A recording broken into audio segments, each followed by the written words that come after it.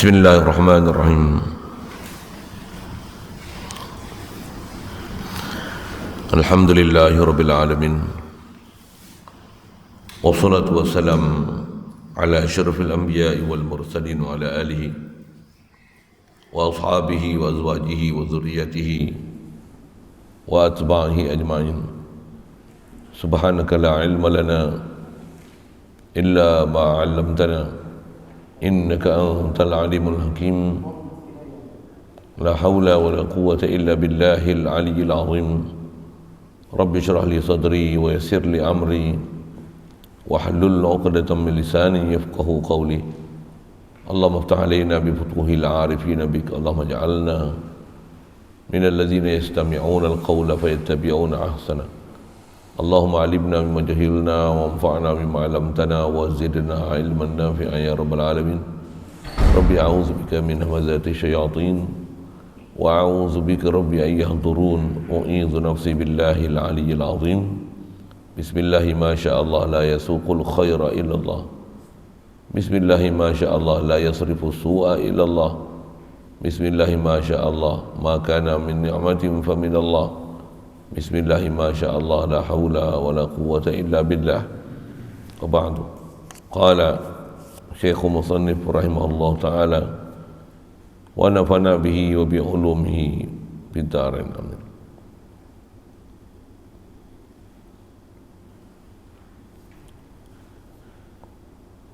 Dan bahawasanya lafaz nafs dihantar orang akan dia di atas beberapa makna yang banyak. Setengah daripadanya zat, dan iaitu yang dikendaki dengan dia di sini. Dan sebahagian setengah daripadanya darah, dan iaitu yang dikendaki pada perkataan segala orang faqih. Mala nafsa sa'ilatun la yunjisul ma'a. Artinya barang yang tiada darah baginya yang mengalir, tiada menajiskan air. Dan setengah daripadanya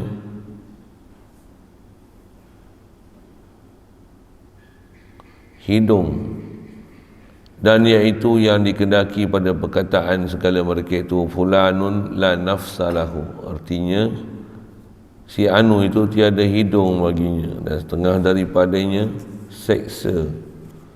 Maka kata setengah ulama ialah yang dikendaki dengan firman Allah Ta'ala wa yuhadzirukumullahu nafsah. Artinya diberi takut akan kamu oleh Allah Ta'ala akan siksanya. Dan kepada yang lain daripada itu, dan diitlakkan akan qiyam.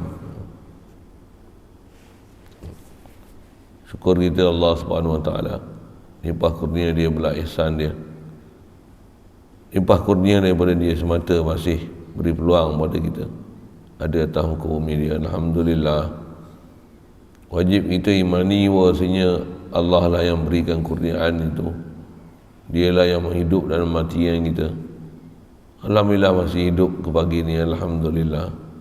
Syukur lagi dia bagi nikmat kita Islam sejak lahir lagi. Alhamdulillah. Dan Allah Ta'ala mudahkan kita untuk taat, jauhkan kita pada maksiat. Alhamdulillah.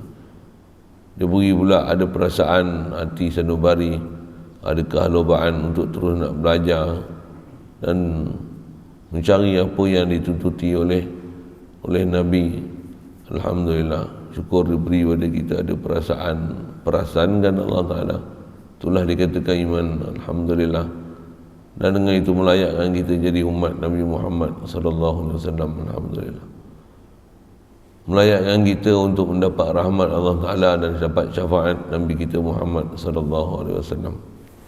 Alhamdulillah. Syukur diberi pada kita kesihatan, keupayaan, kehalubaan, keseronokan berada dalam majlis ilmu. Alhamdulillah. InsyaAllah kita nak sambung bacaan daripada kitab Sirajul Huda ni. Dasar kita duk bicara wajib Allah Ta'ala qiyam bi nafsih. Allah dia Tuhan, ilah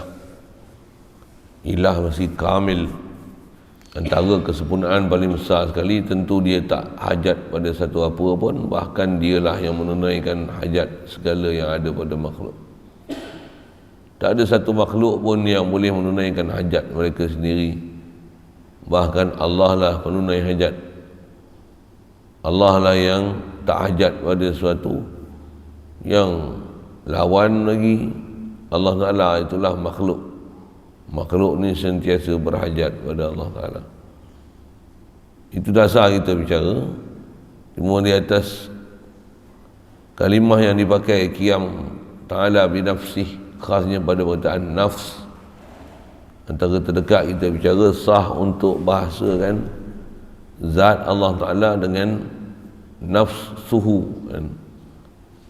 Dengan perkataan nafs dan lafaz zat makna sama. Walaupun begitu, dengan apa kita nak sambung ni, tu dia kata lafaz nafs ni telah dipakai oleh para ulama kita di atas beberapa makna, dan makna pun banyak kata dia. Antara makna tu setengah daripadanya, sebahagian daripada makna nafs yang datang adalah dengan makna zat. Dan nafs dengan makna zat ni iaitulah yang dikedaki dengan dia di sini. Di sini ni dalam lafaz pengarang qiyamu ta'ala binafsihi ay qiyamu ta'ala bizatihi. Nafs dengan makna zat. Dan setengah daripadanya, dengan makna sebahagian daripadanya lagi, makna nafs ni adalah nafs dengan makna darah. Ada nafs dengan makna darah, dan iaitu yang dikedaki pada perkataan segala orang faqih. Kalau kita tengok dalam kitab-kitab fiqh, kita khasnya fiqh Asy-Syafi'i rahmatullah alaih, maksud nafs ni adalah darah. Tak mana ni? Kita akan jumpa perkataan macam ni. Antara benda yang tak menajiskan air adalah haiwan-haiwan yang ma la nafsa lahu. Seingat saya ada lahu. Ma la nafsa lahu sa'ilatun la yunjisul ma'a. Ada perkataan nafsu, ma la nafsa lahu sa'ilatun la yunjisul ma'a. Jadi ada perkataan nafs. Apa maksud nafs di sini? Iaitulah barang yang tiada darah baginya, yang mengalir, yang tiada menajiskan ia akan air. Kalau kita belajar bab fiqh, perkataan ni halusnya kita jumpa dalam bab perbicaraan mengenai haiwan ataupun serangga yang dia hidup kemudian masuk dalam air mati. Adakah dia menajiskan air ataupun tidak? Masyhur sebut ulama, binatang-binatang yang tidak ada darah mengalir masa dia hidup, andai kata kita kerat badan dia, mati itu satu hal lah, tapi la nafsalaha sa'ilatun, tidak ada darah mengalir kat dia waktu dia masih hidup tu. Kalau kita potong, kerat, kalau ada darah sekalipun, darah tu tak mengalir. Yang tu adalah termasuk dalam senarai binatang yang kalau termasuk dalam air sekalipun mati, dengan syarat air yang dimasuki itu tak ada apa-apa sebarang perubahan, sama ada bau, warna ataupun rasa, maka serangga tu, binatang yang kategori ni, yang la nafsalaha sa'ilatun ni, kalau masuk dia tidak menajiskan air. Antara contohnya semut, lalat, adik-beradik itu lah. Dua biak dia la nafsalaha sa'ilatun. Dia keputusan dia la yunjisul ma'a, dia tak menajiskan air. Itu pun syarat dalam fiqh kita, tak menajiskan air ni selama-lama kalau kita tak sengaja masukkan serangga atau binatang tersebut Dan syarat kedua, jangan ada sebarang perubahan berlaku pada air, ataupun tak air pun, apa cecair yang dimasuki oleh serangga tersebut. Kalau contoh madu, air gula, semut masuk. Semut tengoklah, ada macam-macam kategori semut. Kalau semut yang orang panggil semut mayat tu, semut kecil tu, yang dia kecil je, pergerakan pun lembab, tapi kat dia ada bau. 3-4 ekor je pun masuk dalam, kalau masuk dalam madu, tambah jenis-jenis minuman yang macam tu, yang dia pekat, dia mati masuk dalam madu air gula tu, walaupun hanya 2-3 ekor, tapi walaupun kita buang semut ni, air tu ada rasa sesuatu, sama ada bau, warna ataupun rasa. Tengoklah apa perubahan dia. Biasanya semut marinat ni rasa pun berubah, bau pun berubah. Dobeh dia kalau sampai melibatkan ada perubahan, dia najis. Kalau masuk banyak sekali pun tapi tak berubah, tu pun syarat masuk banyak, bukan kita masukkan, bahkan dia masuk sendiri, dia terjun sendiri, maka tak menajiskan air. Jadi asal bicara kita, perkataan faqih, perkataan dalam kitab-kitab fiqh ni disebut dengan definisi serangga macam ni adalah mala nafsa laha sa'ilatun, mala nafsa lahu sa'ilatun. Lahu laha tu sah pasal dia guna ma. Baik, itu antara makna yang dipakai, yang datang dalam kitab fiqh, maksud nafs.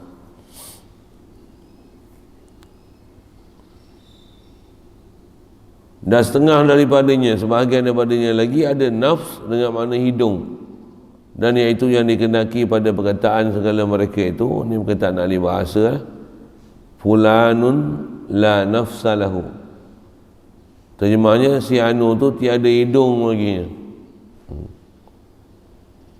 Antara seingat saya, hidung ni memang terjemah nafs makna hidung, tapi maksud dikenaki dengan berpatah harap macam ni. Maksud la nafsa, fulanun la nafsa laha ni, dia tak ada kemuliaan. Tak ada hidung ni maksudnya tak ada mulia. Bahasa Melayu kita pun kadang kita sebut hidung, tapi hidung tu dengan ada makna tertentu dalam bahasa Melayu kita. Jangan kawan dengan orang yang hidung tinggi. Ada gitu kan? Oh, tengok orang hidung mancung, Pakistan ke, Yaman ke, hidung pacak sikit, usah kawan dengan dia. Siapa? Hidung tinggi. Bukan maksudnya tu. Maksud hidung tinggi tu apa? Sombong. Ada hidung, mana sombong? Tu bahasa Melayu. Tu bahasa Melayu. Arab dia tak guna bahasa sombong, tapi dengan makna mulia. Nafs dengan makna hidung, dan nafs hidung itu dengan makna kemuliaan. Jadi kalau orang tu dia tak ada kemuliaan, istilah Arab sebut fulanun la nafsa lahu. Sebut hidung dengan makna kemuliaan. Dia ada makna majas apa tu satu hal lah. Tapi asal terjemah nafs dengan makna hidung. Dan setengah daripadanya ada nafs dengan makna seksa. Maka kata setengah ulama, nafs dengan makna seksa itulah yang dikenaki dengan firman Allah Ta'ala, wa yuhadzirukumullahu nafsah. Apa maksud nafsahu? Kalau asal kita tengok nafs, maksudnya dirinya, zat dia. Antara makna kita pakai macam tu. Tapi ada sebagian ulama mengertikan nafs pada perkataan atau pada firman ini, wa yuhadzirukumullahu nafsah ni, artinya diberi takut akan kamu oleh Allah Ta'ala akan siksanya. Hadzara yuhadziru wa yuhadzirukumullahu, menakutkan akan kamu oleh Allah Ta'ala. Allah Ta'ala ni dia gerun dengan kita kepada dia macam mana? Wa yuhadziru wa yuhadziru wa yuhadzirukumullahu, Allah Ta'ala tahzirkan apa? Nafsahu, akan azabnya. Jadi nafs dengan mana? Azabahu, dengan mana azab dia. Wa yuhadzirukumullahu, bukan nafsahu tapi ada takdiril mudhaf ai azab nafsihi, azab yang datang daripada zat Allah Ta'ala. Jadi ada makna nafs dengan makna azab, dan jugalah kepada lain daripada itu. Cukup. Jadi sebab dia sebut sini padanlah sedikit pendedahan dan huraian dia kepada makna nafs. Asal ambil bicara nafs tu pun pasal pada perkataan qiyamu ta'ala bi nafsihi, dan diitlakkan qiyam lah. Wis. Ini masuk bicara bab lain pula, bukan bab nafs pula, bab qiyam lah. Dan diitlakkan akan qiyam bi nafs itu. Maksud itlak ni kata, sebut kan, dilafazkan, digunakan kalimah-kalimah tertentu ni dipanggil itlak. Atlaqa yutliqu, itlak ni memang bahasa Arab betul lah kan, dipakaikan dalam bahasa Melayu itlak. Maksudnya disebutkan akan qiyam bi nafsi itu atas beberapa makna. Jadi dia nak urai kepada makna qiyam bi nafsi. Makna asalnya berdiri Allah Ta'ala dengan zatnya, maksudnya dia tak hajat pada sesuatu. Itu makna umum yang dipakai.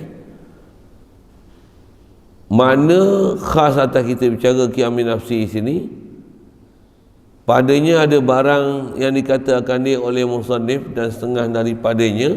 Baik. Jadi antara makna qiyam bi nafsi ini berdiri betul.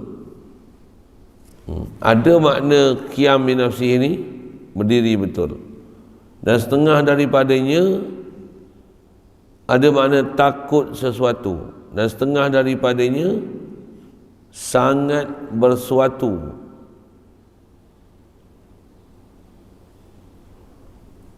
Dikatakan qamatil harbu ala saqiha, makna qiyam artinya apabila sangat perkaranya dan manakala adalah baginya habis dia cerita dekat tu ya, qamatil harbu ala saqiha, dengan makna bersangatanlah perang tu ala saqiha, di atas betisnya. Tu asal terjemah bahasa Arab. Qamatil harbu ala saqiha maksudnya asal makna lugawi tu qamat tu, qamat tu lah qiyam tu, berdirilah oleh perang. Jadi bukan makna berdiri di sini, tapi dengan makna bersangatanlah oleh harbu, oleh peperangan, perang-perang ala saqiha, di atas betisnya. Saqi betih kan. Apa maksudnya bersangatan perang di atas betihnya? Maksudnya perang ni berlaku sangat sengit, peperangan sengit berlaku. Itulah maksud sangat berperang di atas betisnya. Maksudnya berlaku peperangan sengit. Siap. Itu bahasa Melayu kita. Selesai. Dan manakala adalah bagi qiyam bi nafsi itu beberapa makna ditafsirkan dia oleh musannif dengan katanya. Baik. Yang ni maksud yang dikenaki, yang dipakai dalam ilmu tauhid itu. Jadi apa maksud qiyam bi nafsi? Ai la yaftaqiru ila mahallin wala mukhassisin. Dua makna besar ni dipakai, dan itulah definisi yang disebut oleh para ulama, khasnya memahamkan ta'rif ataupun maksud yang dikenaki dengan qiyam bi nafsih tu. Terjemahnya tiada berkehendak kepada zat satu. Allah berdiri sendiri, dengan mana Allah tak hajat pada zat. Murad dengan zat ni badal dia tempat berdiri, tempat dia nak ada. Allah tak perlu pada tempat dia nak ada, pasal dia dah zat dah. Dia tak perlu pada zat lain untuk sabit zat dia. Itu antara huraian maksud Allah Ta'ala ni, dia tak berhajat pada tempat, tak berhajat pada zat lain, pasal Allah dah zat Allah Ta'ala tak perlu pada zat lain untuk sabit zat dia. Boleh faham masa itu tak?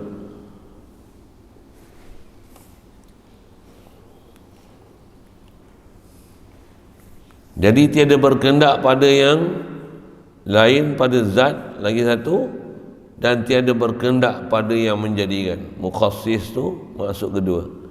Maksudlah qiyam bi nafsi ini dengan makna la yahtaju ila mukhassis, tak berhajat pada yang menjadikan. Bahasa lain mukhassis, la yahtaju ila khaliqin, Allah Ta'ala tak berhajat pada siapa yang menjadikan dia. Pasal Allah yang menjadikan sesuatu, mana mungkin dia menjadikan sesuatu, dia berhajat pula sesuatu yang menjadikan dia. Subhanallah, tak masuk akal tu. Orang gila yang ada fikiran gitu. Baik, jadi maksud kata mukhassis tu orang yang menjadikan. Subhanallah. Pasal apa Allah Ta'ala tak ajak pada zat lain? Pasal dia dah zat. Pasal apa dia tak ajak pada yang menjadikan? Kerana ia Allah Ta'ala ni Tuhan yang menjadikan setiap satu. Dia yang menjadikan setiap satu. Takkan dalam masa yang sama dia pula berhajat pada sesuatu menjadikan dia. Subhanallah, subhanallah, subhanallah. Satu bab ketuhanan ni antara perkara yang sabit dan jalan untuk menerima pernyataan benarnya bab ketuhanan ni, antara alat yang dipakai akal. Akal yang waras takkan menerima konsep Tuhan dia dah sempurna. Dia nak sempurna macam mana? Ada Tuhan lain ataupun ada sesuatu yang lain menyempurnakan dia. Subhanallah. Mana ada akal waras yang boleh terima kaedah berfikir gitu. Satu, yang tu keadaan mustahil. Itu kalau mustahil, dia berhajat Allah Ta'ala pada tempat, pada zat lain untuk dia nak ada, dan untuk dia berdiri sendiri tu, kalau dia berhajat pada ada yang menjadikan dia untuk dia ada, subhanallah, subhanallah, itu mustahil sama sekali, tak boleh diterima sama sekali. Bahkan itu adalah yang mustahil, yang sebaliknya daripada maksud qiyam bi nafsi. Ya.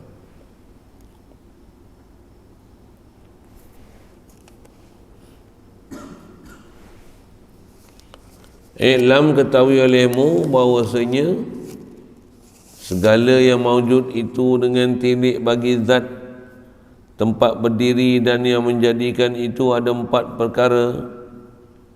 Bahagian yang pertama, daripadanya barang yang tiada berkehendak kepada keduanya, iaitu zat Allah.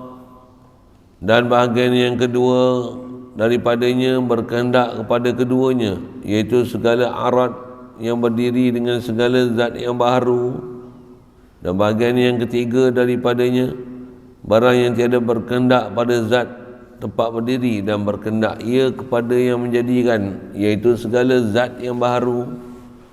Dan bahagian yang keempat, daripadanya itu barang yang berdiri dengan zat dan tiada berkehendak kepada yang menjadikan, kerana qadim, iaitu segala sifat Allah Ta'ala. Baik, seterusnya dia nak sebut sedikit satu pengkelasan dan definisi daripada klasifikasi yang dia nak kelaskan ni, berkenaan dengan zat dan sifat,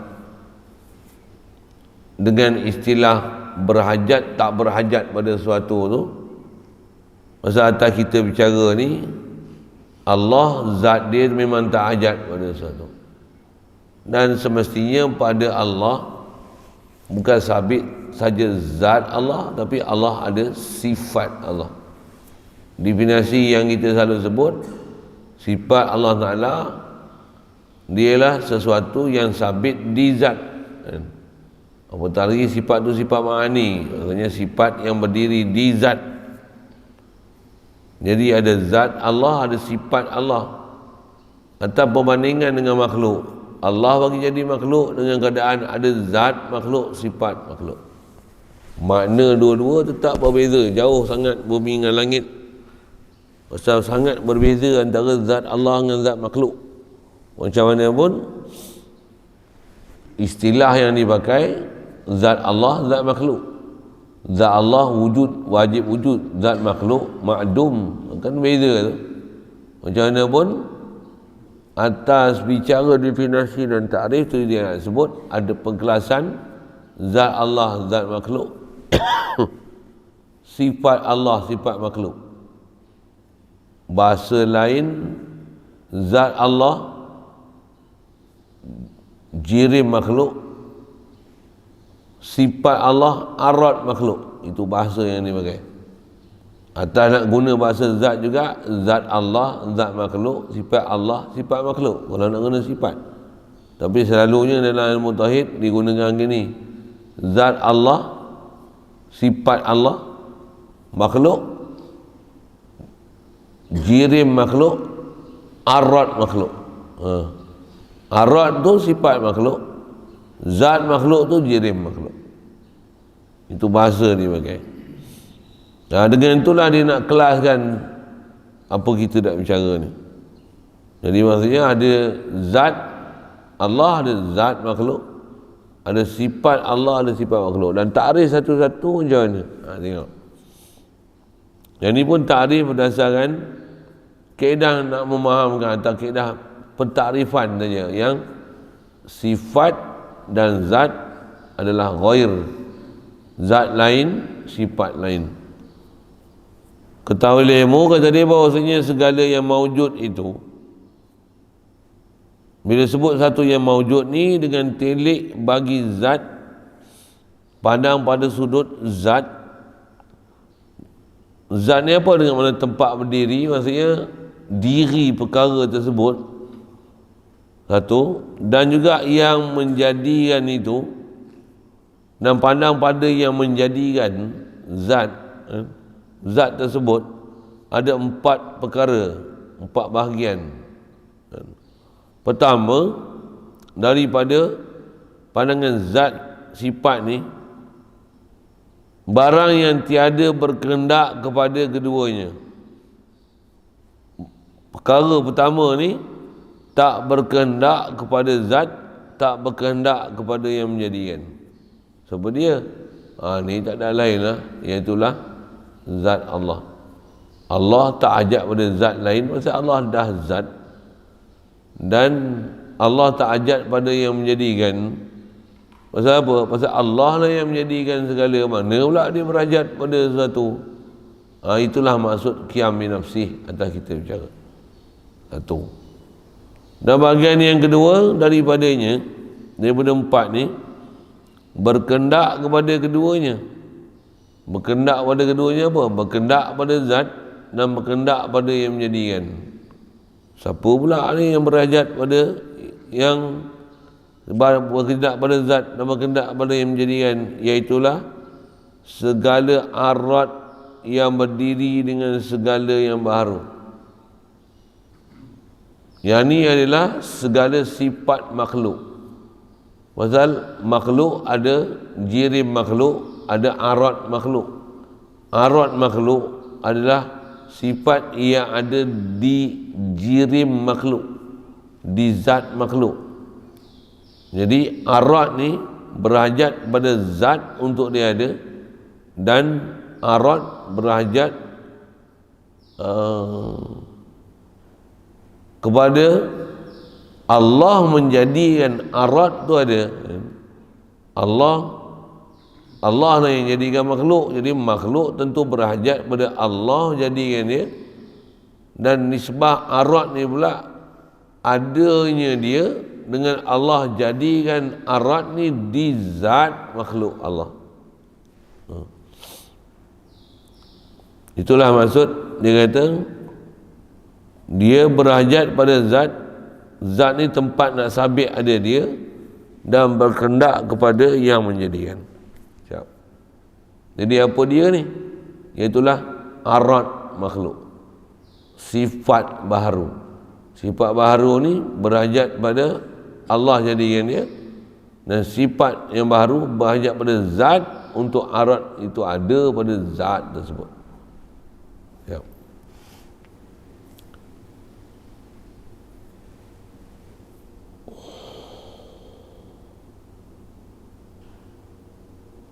Dan bahagian ketiga daripadanya, barang yang tiada berkehendak kepada zat.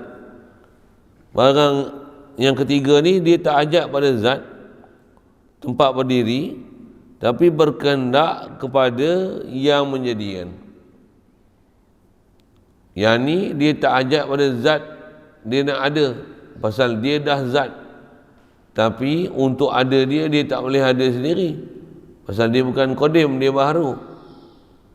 Betul, dia berhajat pada yang menjadikan. Ni apa pula ni? Iaitu segala zat yang baharu. Segala zat yang baharu, dia tak perlu pada zat untuk dia nak ada, pasal dia dah zat. Setiap jirim dia occupied space. Jirim dah nama jirim, dia tak perlu pada jirim lain untuk sabit jirim dia, pasal dia dah jirim.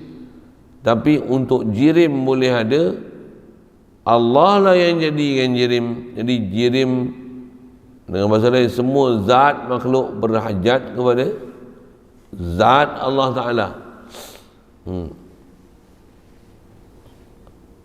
Nisbah zat makhluk, dia tak akan berhajat pada zat lain nisbah nak sabit dia, tapi berhajat pada zat Allah Ta'ala. Untuk Allah jadikan kita zat, kita makhluk semua ni, barulah zat makhluk ni ada. Inilah bahagian ketiga.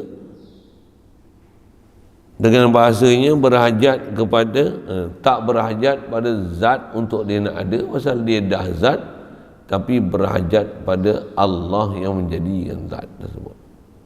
3. Dan bahagian yang keempat daripadanya, iaitu barang yang berdiri dengan zat dan tiada berkehendak pada yang menjadikan. Yang ni, bahagian keempat ni berhajat kepada zat. Dia berdiri dengan zat. Berdiri dengan zat ni sifat lah, tapi tak berhajat pada yang menjadikan. Pasal yang ni adalah ciri dan sifat Allah yang menjadikan. Apa dia ni? Itulah sifat Allah Ta'ala. Sifat Allah Ta'ala berdiri di zat Allah Ta'ala, tapi sifat Allah Ta'ala qadim. Ya. Habis, selesai 4 tu. Jadi 4 ni lah makna ataupun pembahagian iktibar dengan zat makhluk, sifat makhluk, zat Allah, sifat Allah. Jadi yang qiyam binafsih ni apa?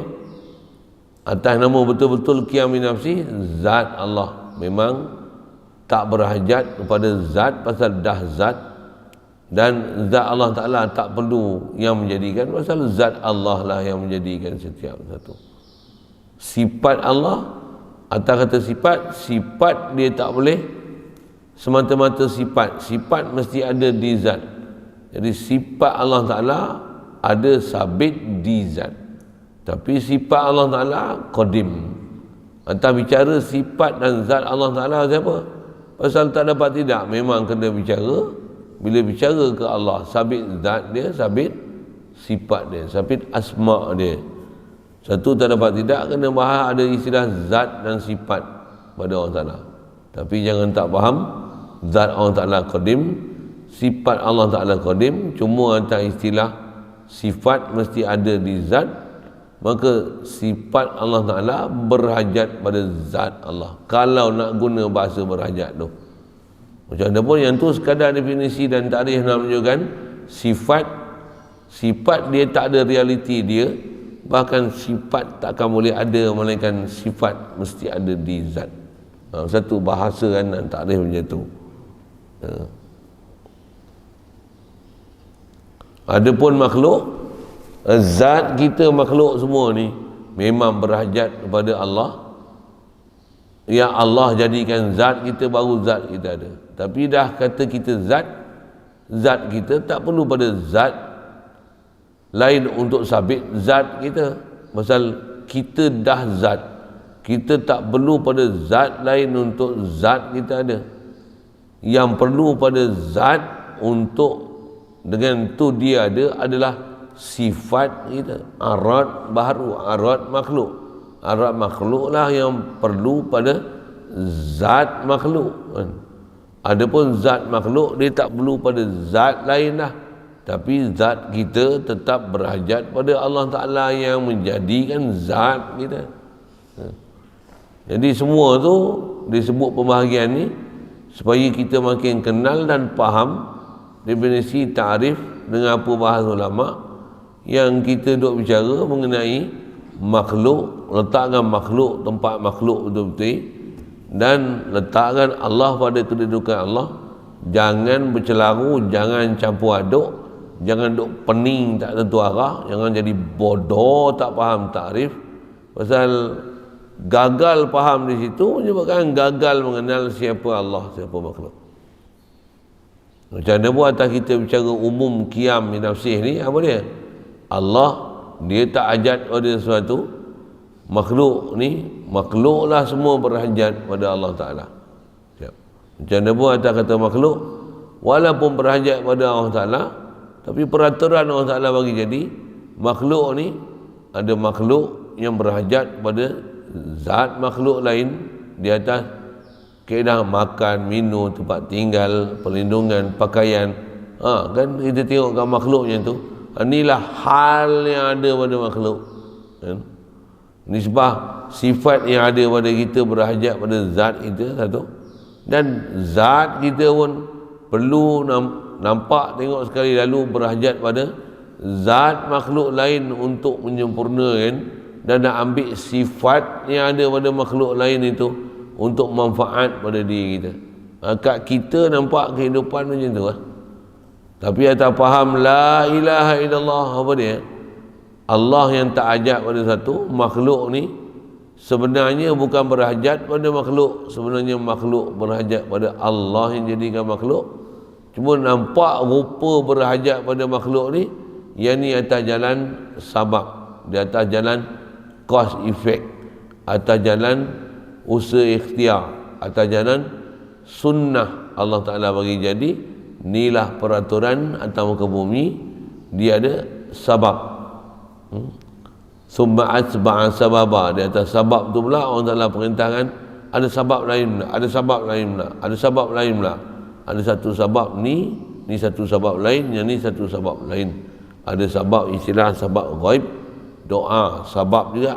Ada sabab alami yang cari peraturan sunnah, peraturan yang ni peraturan hukum adi, irtibat adi yang Allah Ta'ala buat.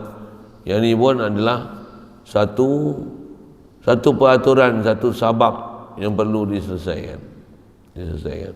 Macam mana pun berakidah, walaupun buat sabab dengan makhluk, hati sanubari tetap sabitkan Allah khalik makhluk. Walaupun lapar makan, alhamdulillah Allah kenyang, Allah bagi rezeki kat aku. Dia yang at'amana, dia yang asba'ana, dia yang bagi kita makan, dia yang bagi kita kenyang. Tu tauhid kita. Dahaga. Allah Ta'ala dia yang arwana, dia yang ashrabana, dia yang bagi kita minum, dia yang arwana, dia yang hilangkan dahaga yang ada pada kita. Ada pun kat kita macam mana? Dahaga, sabab dia air, pergi cari air. Tak ada air rasa-rasa apa, macam-macam, minum je air sejuk. Tak ada air yang original direct, cari indirect, cari airnya. Contohlah kan, duk musim cari airnya, minum airnya ni, duk gebah tak gebah demam ni, duk sebut airnya lah pula. Apa benda airnya ni, saja ke sana sikit. Pasal nak sebut sabab, minum-minum airnya je tak sihat. Allah sihatkan aku, lalu ikut airnya. Tengok tak sihat esok, minum pula airnya lagi. Siapa? Hukum adat, irtibatun adi, dah ghalib berlaku. Jadi masalahnya ni, minum airnya, tak jadi elok, jadi sembuh, tawar habis semua ubat, tawar habis demam. Alhamdulillah Allah Ta'ala bagi jadi sihat. Jadi Allah sihatkan aku, lalu ikut airnya. Ataupun macam ni, duk minum selalu airnya elok je, ni minum 10 biji lah sampai cirit airnya, tapi tak baik-baik pun. Itulah kata hukum adat, walaupun ghalibnya boleh sembuh, Ni minum 10 biji lah jadi cirit pula ni, tak jadi baik ni, apa benda ni? Itulah menunjukkan bahawasanya yang menyembuh ni bukan makhluk. Yang menyembuh Allah Ta'ala. Yang tu sabab aja. Dah minum pun cirit, berhentilah, minumlah benda lain pula. Pasal dia irtibat adi, atau proses biasanya macam tu. Carilah benda lain. Tak minum air nyok, minum apa pula? Minumlah batu sauda ke, minyak zaitun ke, carilah sebab lain. Tak ada pun minum air masak pula. Cari air zam-zam pula, teguk air zam-zam pula, minum air zam-zam.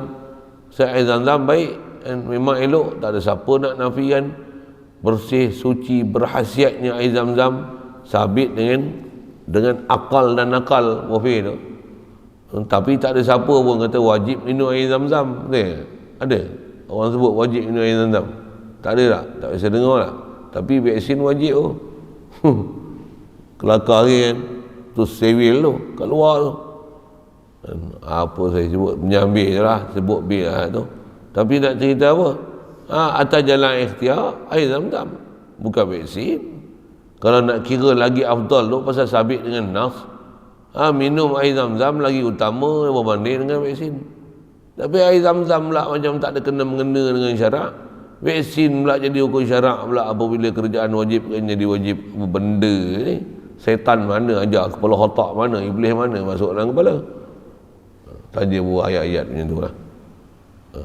Kalau orang ada akal ni, dia faham perjalanan syariat, jelas saya boleh faham terang sangat benda tu. Nampak sangat ada benda yang tak kena dalam urusan vaksin tu lah. Ada benda yang sepatutnya dalam syarak pun yang memang dah terbukti, memang dah jelas akan ada akidah kita dengan apa disebut oleh Nabi. Yang air zam-zam tu, yang tu pula macam tak ada kena-mengena pula dengan kita, tak ada kaitan pula buat akidah. Apa gila babi punya kepala otak macam tu. Sedangkan kita dengan sabdaan Nabi lah kita pakai.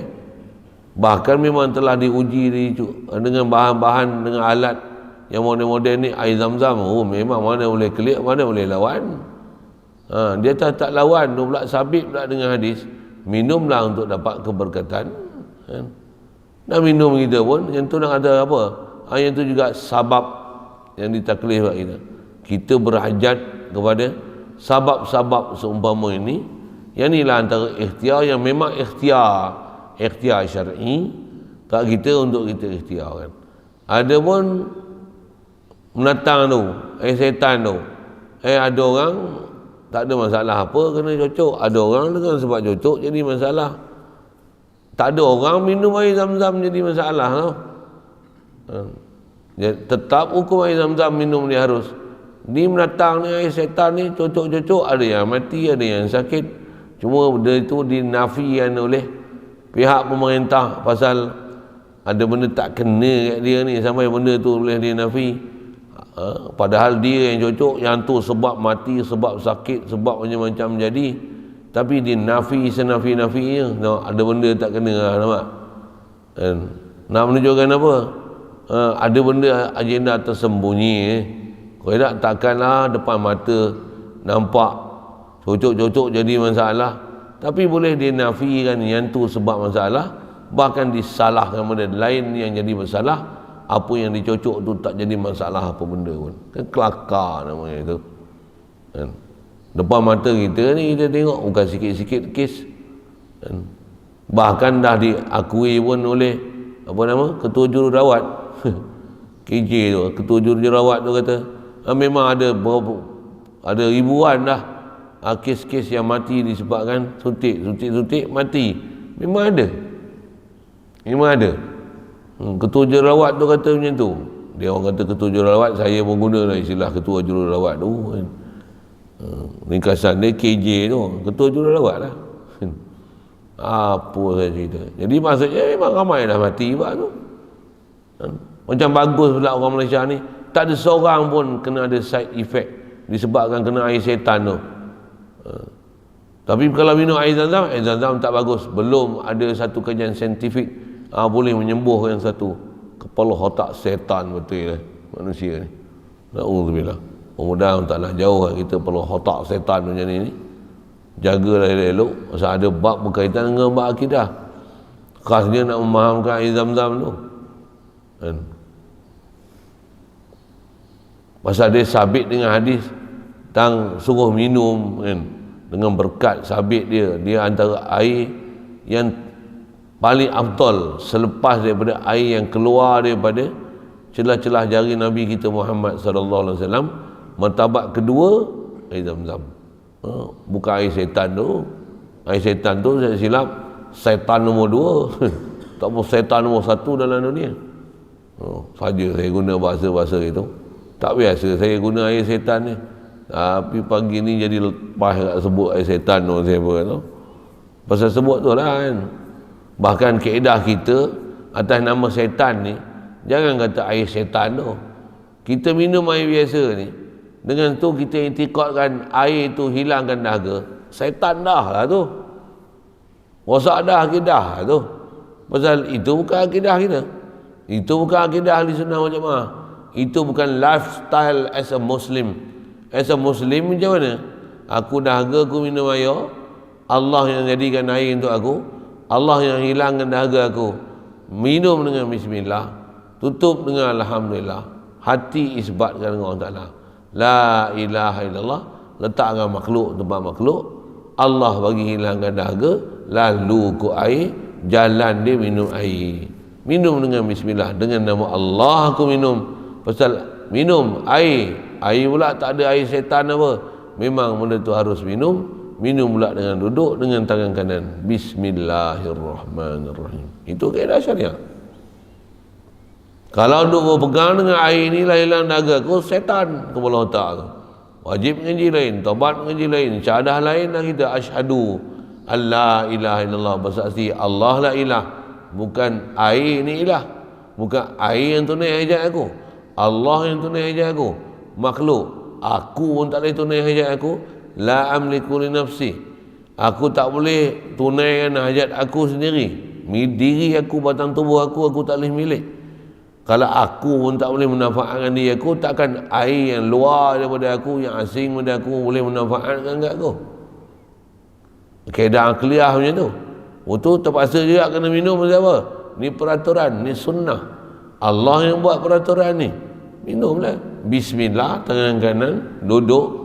Tetap akidah kita tak gadai kan. Yang hilangkan dahaga aku Allah. Yang hilangkan dahaga aku Allah. Yang hilangkan dahaga aku Allah. Bangunlah musliman mukminan. Mudah-mudahan Allah Ta'ala betulkan akidah kita ni. Pasal ilmu iman ni wajib belajar, wajib amal, wajib sentiasa muhasabah diri untuk pastikan amalan kita seharian betul.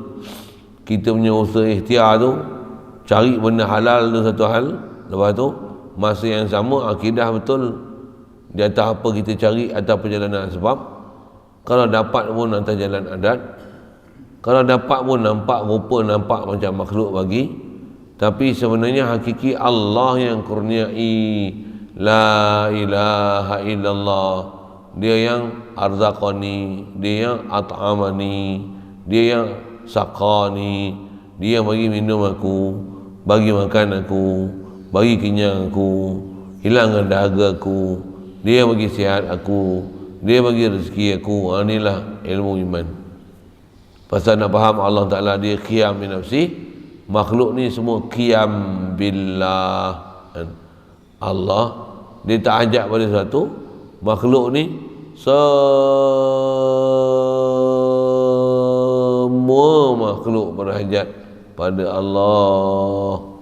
Wajib atas kita sedarkan kita berhajat pada Allah. Air tu makhluk, berhajat makhluk atas jalan sebab.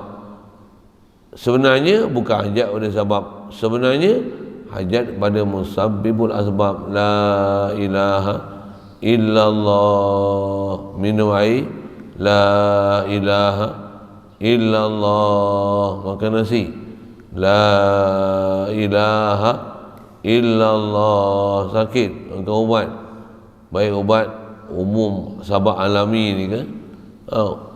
Robek dia ubat, ada pelajaran syariat kena mengaji macam tu. Siapa bagi sembuh?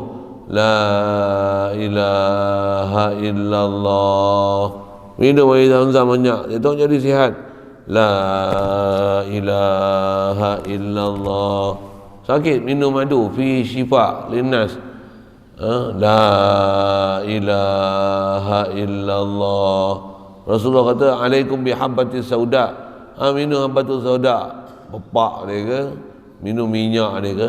La ilaha illallah. Oh, dia orang kata guna minyak saca inci pula. La ilaha illallah. Tengok kena tawar pula, minum airnya pula.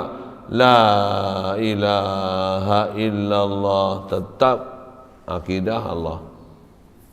Walaupun kau gunalah ikhtiar apa benda, tapi minum arak pula, na'udzubillah. Sorry.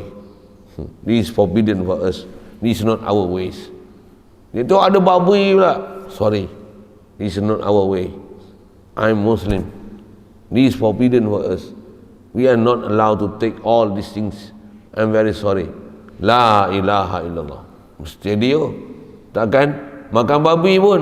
La ilaha illallah. Minum arak. La ilaha illallah. La ilallah masih betul. Tapi ni babi weh. Ni arak weh. Ada syariat. Yang tu lah yang kena mengaji tu. Yang tu lah kena faham tu. Kalau tak ada jadi babi cucuk hidung tu. Tak faham-faham, tak kerti-kerti. Padahal syariat takkan tak pernah mengaji kan? Yang buta ni bukan saja orang kafir, orang Islam kita pun buta. Bab-bab macam ni. Punca dia siapa?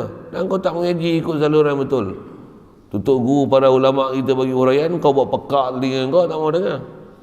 Yang kau cakap dengan kaedah sains, teori sains kau sampai sains dan ubatan kau tu, dengan vaksin kau tu macam Tuhan pula. Engkau nak suruh kami dengar cakap kau. Siapa dia kau untuk kami nak dengar cakap kau? Tutup guru para ulama cakap, engkau jadi setan, tak mau dengar. Awak bahasa saya kasar ingat pagi ni. Tak tahu. Nasib rezeki nak kena kan. Saja-saja nak bercakap kena, tak bercakap. Baik. InsyaAllah sambungan kita, dia tak faham Allah qiyam nafsih huwal hayyul qayyum. Dialah yang qayyum, ay qaim bi nafsih. Allah saja yang tak hajat pada sesuatu, pasal dia ghani. Kitalah yang berhajat pada dia. Alhamdulillah, mudah-mudahan Allah Ta'ala betulkan akidah kita, hidup kita atas keadaan musliman mukminan macam ni. InsyaAllah sambung pula khas bicara betul-betul untuk hati sanubari ini fokus hanya pada Allah Ta'ala. Dia saja. Apa dia? Wahdaniyah. Ini kemuncak belajar tauhid. Belajar tauhid kemuncak untuk fokus pada zat Allah, sifat Allah, perbuatan Allah, milik Allah. Dia punya perbincangan dia sini insya-Allah. Sambung nantilah. Wahdaniyah. Soalan kalau ada? Atau bicara asal, ada bicara lughah sikit. Makna nafs, ada makna qiyam. Qas qiyam tu dengan makna la yahtaju ila mahallin wala muqassis.